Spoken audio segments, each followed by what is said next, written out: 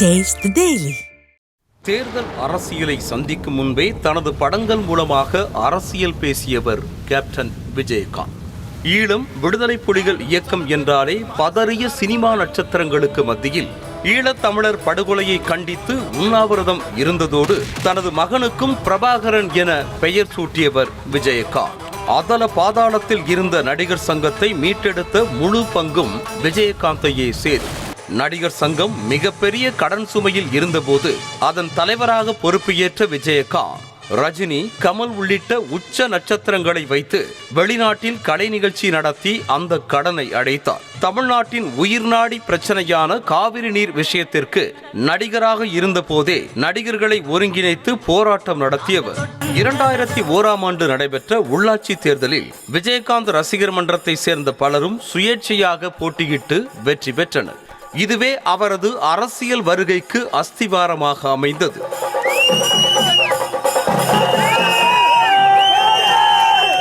பின்னர் 2005 தன்னை வளர்த்தெடுத்த மதுரை மண்ணிலேயே அரசியல் பிரவேசத்தை அறிவித்த விஜயகாந்த் ரசிகர் மன்ற கொடியையே கட்சி கொடியாக அறிமுகம் செய்தார்.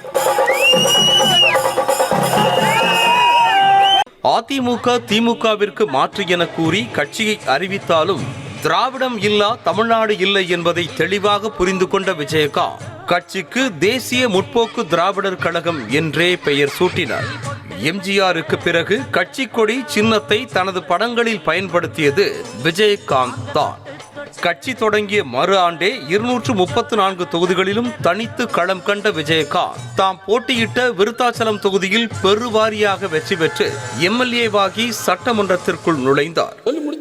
அப்புறம் நீங்க பேசுங்க. எலக்ட்ரானிக்கல் ஓட்ல தவறுன்னு எதா இருந்தா கோர்ட்டுக்கு போறோம். படத்தில் பேசிய அனல் பறக்கும் வசனங்கள் எல்லாம் நிஜத்தில் வாக்கு வங்கிகளாக மாறின. கட்சிக்காக ஒரு பைசா கூட நன்கொடை வாங்காமல் மொத்தத்தையும் சொந்த செலவிலேயே செய்து கொண்ட விஜயகாந்த் காலத்தின் கோலத்தில் சிக்கி 2011 தேர்தலில் அதிமுகவுடனே கூட்டணி வைத்தார். அந்த தேர்தலில் 41 தொகுதிகளில் போட்டியிட்டு 29 இடங்களை கைப்பற்றவே எதிர்க்கட்சி தலைவராக கம்பீரமாக நுழைந்தார் விஜயகாந்த். தேர்தலை தொடர்ந்து ஜெயலலிதாவிற்கும் விஜயகாந்திற்கும் பேரவையிலேயே மோதல் வெடித்தது. யாருடைய செல்வாக்கு கூட்டணியின் வெற்றிக்கு காரணம் என ஜெயலலிதா விஜயகாந்த் இடையே பேரவையில் நேரடி வாக்குவாதம் நிகழ்ந்தது. கடைசியில் விஜயகாந்த் பேரவையில் இருந்து வெளியேற்றப்பட்டார். சட்டமன்ற வரலாற்றில் இந்த மோதல் சம்பவம் மறக்க முடியாததாக மாறியது. இதன் பின்னர் தேமுதிகவின் செல்வாக்கு கொஞ்சம் கொஞ்சமாக குறைய தொடங்கியது.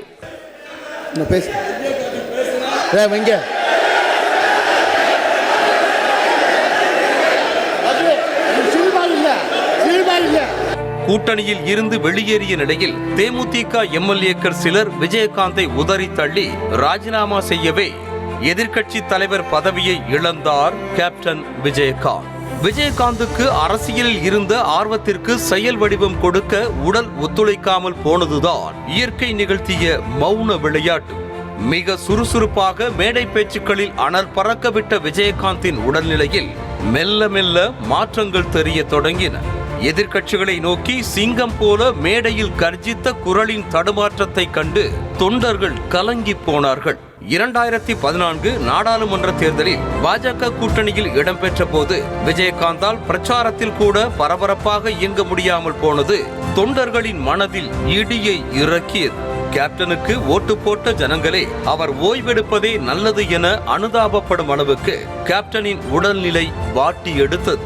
அதன் விளைவு அடுத்து வந்த தேர்தல்களிலும் தேமுதிகவிற்கு இறங்கு முகமாக மாறியது. 2 முறை எம்எல்ஏவாக இருந்தும் 2016 தேர்தலில் மக்கள் நல கூட்டணி அமைத்து தேர்தலை சந்தித்த விஜயகாந்த் உளுந்தூர்பேட்டை தொகுதியில் தோல்வியை தழுவி டெபாசிட்டையும் இழந்தார். இதற்கு பிறகு விஜயகாந்தின் அரசியல் செயல்பாடுகள் முற்றிலுமே முடங்கிவிட்டன.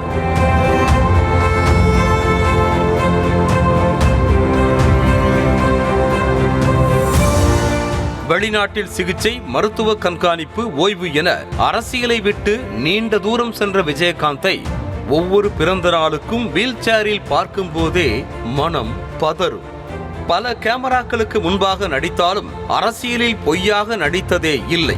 உள்ளதை உள்ளபடி தயக்கமின்றி உரக்க பேசும் துணிச்சல் கொண்டவர் விஜயகாந்த். வேட்பாளரை திட்டியது, அடித்தது என கேப்டனை சுற்றி சுழன்ற சர்ச்சைகள் அனைத்தும் பாசிங் கிளவுட் மாதிரிதான், போகிற போக்கில் மறைந்துவிடும். 2 முறை எம்எல்ஏ, எதிர்க்கட்சி தலைவர் என 20 ஆண்டு கால அரசியல் வாழ்க்கையில் ஊழல் முறைகேடு புகார் இல்லாத ஒரே தலைவன் கேப்டன் தான். அரசியலில் சறுக்கல்களை சந்தித்த கேப்டன் விஜயகாந்த் மக்கள் மனதில் என்றைக்கும் கரைபடியாத கைக்கு சொந்தக்காரராக சொக்க தங்கமாக நிலைத்திருக்கிறார் என்பதற்கு அவருக்கு இறுதி மரியாதை செலுத்த வந்த கூட்டமே சாட்சி.